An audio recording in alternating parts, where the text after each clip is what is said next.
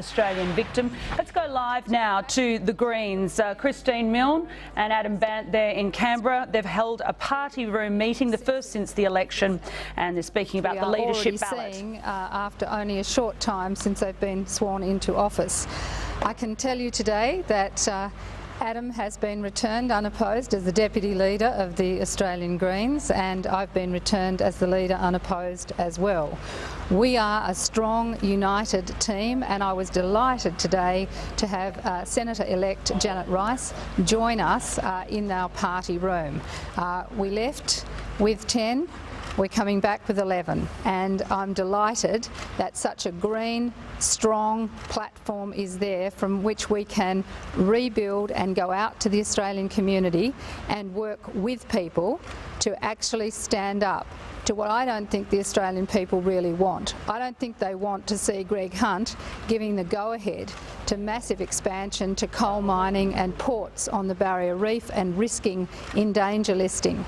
I think the Australian people will be horrified to see the government saying today that not only are they going to tear down the World Heritage listing of Tasmania's forests, but that they will seek to prevent environment groups from being able to go and inform markets about what's going on by changing the rules with regard to secondary boycotts. Equally, people are horrified that rather than stop the boats, Tony Abbott wants to hide the boats to try to give the impression that the problem has gone away by trying to hide the information. And I would encourage the people of Christmas Island and right around the country to be coming out strongly and telling the Australian people what's actually happening. And that's what we Greens will be doing. We will be standing up with the community right across the country to secure good outcomes for the community and to stand up to this fast tracking of destruction of the environment and also politicising of research. One of the things that he's announced this week is that he's getting rid of the Climate Commission, and we'll end up with a propaganda machine out of the Abbott government and no strong scientific independent advice, especially since the government's already said it wants to politicise the grants from the Research Council. Around the world, people are starting to look at what this Abbott government is doing on trying to deny climate change and are baffled as everybody else is moving towards getting ready to negotiate the global treaty. The same thing goes when it comes to tearing down the Climate Authority. We'll be doing everything in the Senate to prevent the repeal of legislation for the Climate Change Authority and, of course, the Clean Energy Finance Corporation, because I'm confident the community wants to see the rollout of renewable energy. That the worry about politicising research grants, of course, extends to the public service. And Adam just wanted to say a few words about that. Thanks. I think Tony Abbott has done his best since getting elected to cultivate an air of apparent calm. That doesn't fool us. There's a lot of frenetic activity going on beneath the surface as Tony Abbott and his allies gear up for what I expect will be a significant assault on people's rights at work. We're already seeing the beginning of job losses in the public service. We're also, if reports today are to be believed, seeing an end to the tax office cracking down on sham contracting. As someone who spent many years working representing people who are making clothes in sweatshops or in their backyards, often on $3 an hour for clothes that will be sold on Burke Street for $300, doing it without sick leave, without superannuation, without work cover, because they were told by their employer that they had to be treated as independent contractors. There is a big problem in Australian society with avoidance of employment obligations by the use of sham contracting, and that's been highlighted before. And I'm very worried that if the instruction to the tax office is to now take the foot off the accelerator, that we are going to see a return to the race to the bottom when it comes to people's protections at work. The Greens will stand up steadfast to protect people's rights at work. It will take a while for Labor perhaps to sort out where it's going. We have no such concerns. We know that from day one the Greens' role in Parliament will be to be the effective opposition to Tony Abbott, and that involves being vigilant to protect people's rights at work, and we'll continue to do that. Thank you. Milne, you'll have to, in the Senate, work with a number of new incoming senators from minor parties and independents. Have you started to have discussions with some of them and talk through your priorities and get a sense of where you might be able to find common ground? Well, we have until July next year to have conversations with newly elected senators from different parties from around the country, and I certainly will be doing that in the course of this year once we know who's actually elected. And at this point it's still unclear in a few states as to who will fill the last Senate vacancy. But clearly we'll be talking to everybody about trying to find areas of common ground, and they will be there. The Greens have had a strong position, for example, opposing the foreign ownership of agricultural land and water by wholly owned subsidiaries of foreign governments. I think we'd find a fair bit of support for that, and it will really test the Nationals as to what they do on those issues. So we'll be talking to people and working with people to try and deliver the best outcomes for Australia, particularly for the environment, and to make sure that we stop the cuts to universities, for example, and do everything we can to reverse those cuts to single parents. And I welcome the fact that Labor, after the event, at least has recognised that that was a bad policy. Senator, can I just ask you, you may have answered this and I was a quick down, I apologise if you have. We're going to get the statement from Scott Morrison, the first one, coming out on Operation Sovereign Borders. What do you make of the argument that the public should only be entitled to know once a week and possibly less often than that, what is actually happening with voter arrivals? What do you make of their justification? Well, what we're seeing from Prime Minister Abbott is not stop the boats, it's hide the boats. Let's try and get the issue of asylum seekers off the front pages. Let's bury it somewhere deep in the back of the papers. You can't tell me that someone who is on a boat ringing the emergency authorities saying that they're there, they're coming, hasn't got the same capacity to ring back to their people smuggling organisations elsewhere. This has nothing to do with people smuggling. This is everything to do with Tony Abbott knowing full well that the refugee crisis around the world is going to go on, and he's trying to get it off the front pages, and he's trying to hide that information. I welcome the fact that John Stanhope from Christmas Island and the community there are saying that they will continue to inform the Australian people as to what's happening, and so they should. The big concern here is not just about the appalling behaviour in trying to hide the facts on asylum seekers. It's a clear indication that this government is not interested in transparency, and we're going to see a lot more hiding of the facts. We're going to see a lot more propaganda out of the government, as the sacking of the Climate Commission suggests, and that's what should frighten Australians, that we're going to end up with a country in which the government tries to pull down the blinds, and we've got to be vigilant about making sure we keep the community informed. Senator, did the party room discuss anything other than the leadership, and will Janet Rice continue to sit in the party room before she goes to Senate next year? No, the purpose of the party room was to spill all the positions and re-elect a leadership team, and then this afternoon we'll be going on to talk about, of course, the following year. But Janet joined us here in the party room and will be welcome in the party room, but that will be up to her when she can attend, but she'll be welcome there between now and when she actually takes a seat in July next year. What about portfolio responsibilities? Are you keeping the same? Or? We will make those decisions consequent upon this leadership decision this morning. That will be something that will be determined before we have the next party room meeting. But clearly the Greens are moving very much into campaign mode with the community as we stand up to the excesses of an Abbott government. We said that before the election. People voted for an Abbott government, but equally people voted for the Greens, and they voted for us to stand up against coal seam gas, to stand up for the Great Barrier Reef, to stand up for Tasmania's forests, to stand up for decency towards asylum seekers, to stand up for their rights at work, and we'll do all of those things. Given there was a slight decline in the Greens' primary vote in the election and a sharp spike in say, the result of the Palmer United Party who ran for the first time. Are you proposing to do any sort of review of the party's performance in the wake of the election?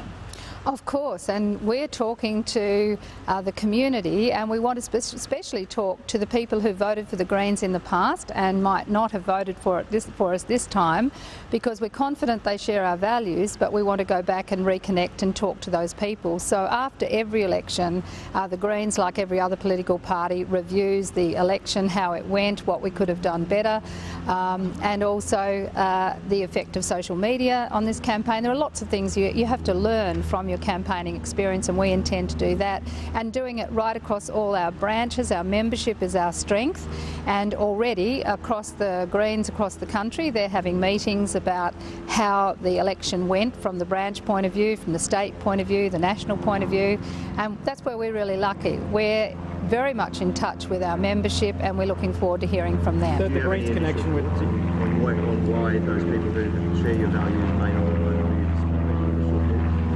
I think there were a number of factors relating to this particular election. The tide was coming in for the Conservatives. I identified that at the Press Club in February this year, and I said that if the opinion polls were right, it was highly probable we would end up with an Abbott government, and that's been clear all year, and that's exactly what happened.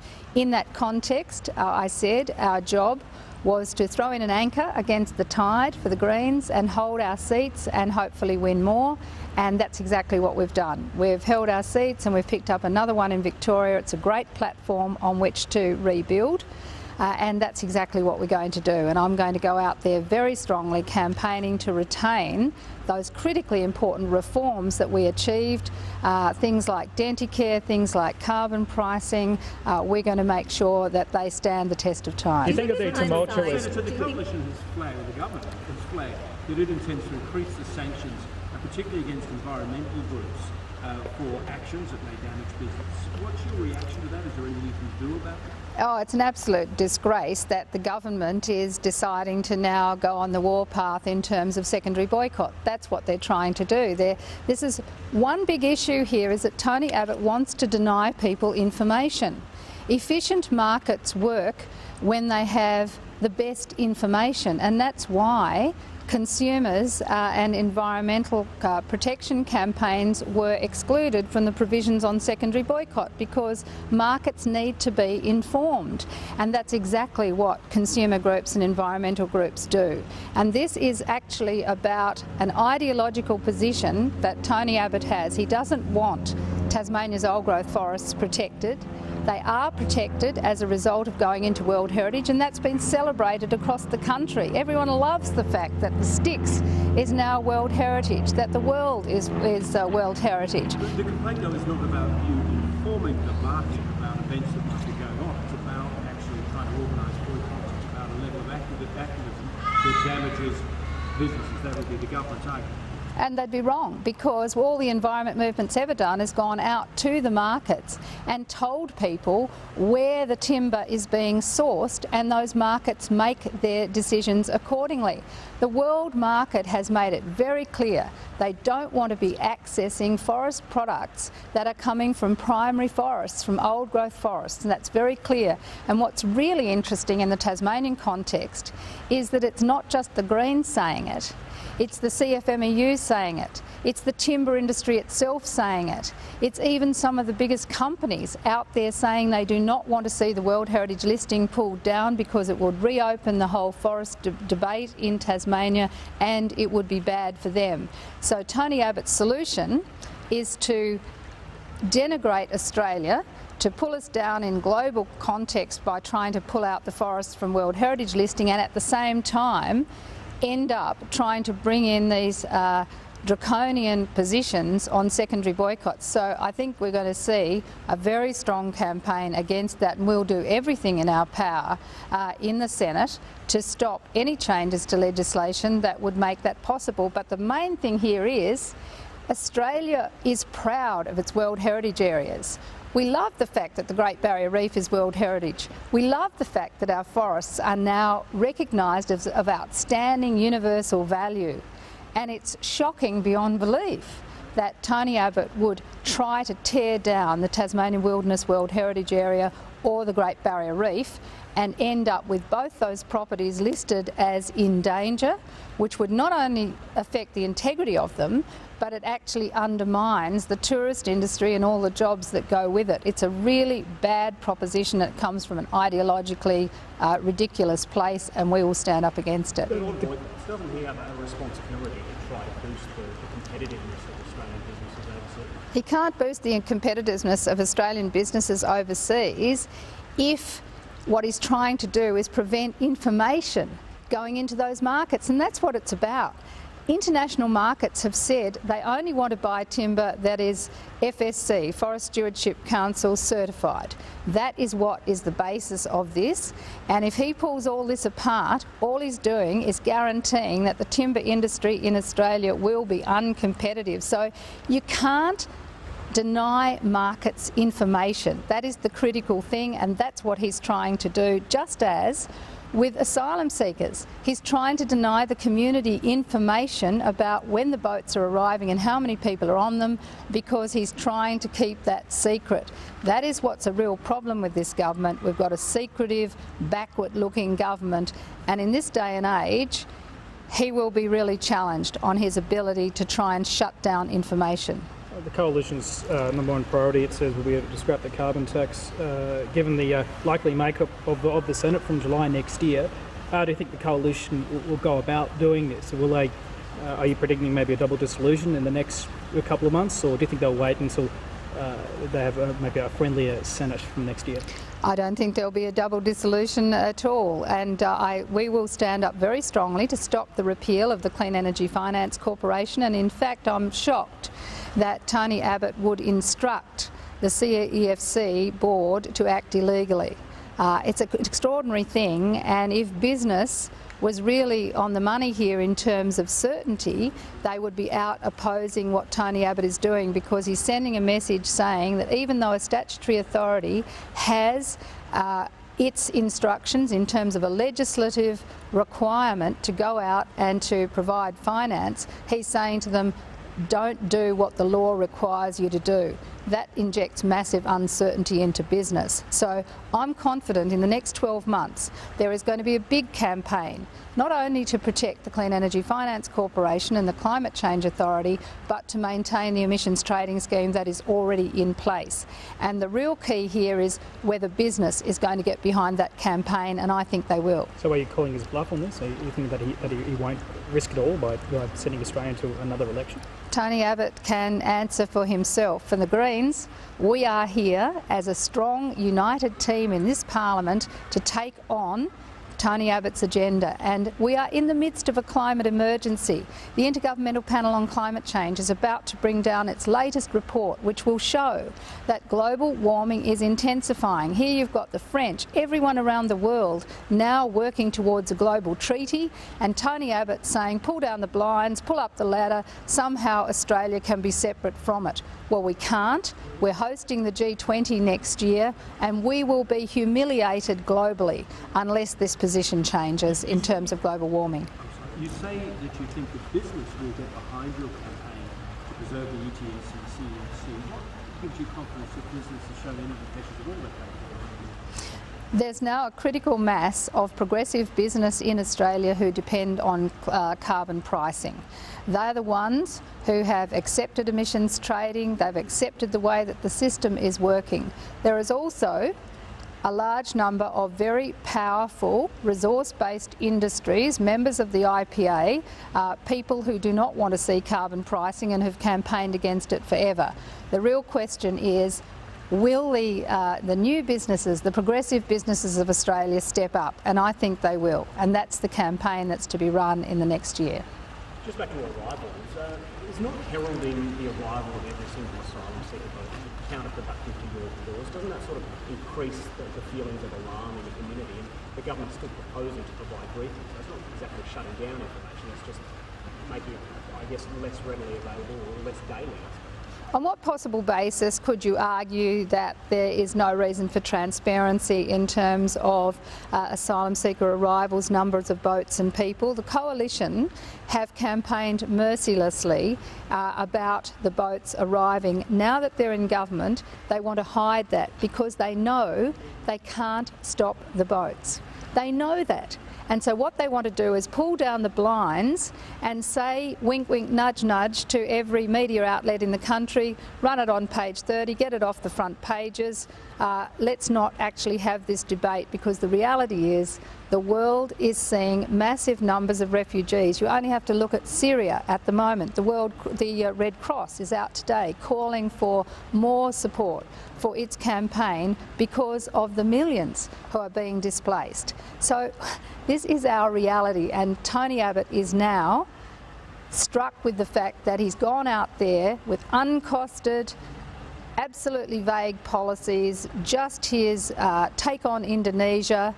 Let's just pull down the blinds, let's just pretend this isn't happening. The Indonesians are making it fairly clear they're not impressed by the Abbott government policies. They won't allow Australia to be having transit buildings in their ports and so on. And so Tony Abbott's now got a crisis of his own on his hands, and it's of legitimacy and credibility with his policy, and that's why he's trying to shut down the story. Well, I'm calling on the Australian people to stick with transparency. We want to know. When it comes to boycotts as well, companies like Thai and Young are kind of the subject of some of these campaigns. Are you concerned that changing these rules would actually see them revert back to previous practices? Well, Taiwan is actually calling for the World Heritage Area to stay in place and for the legislation to be respected. That's because they know that their market position is untenable unless these changes stay in place. And that is because the world has said it wants forest certification product only, and they'll never get it if the government tries to open up World Heritage Areas for logging again. Thank you. Thank you.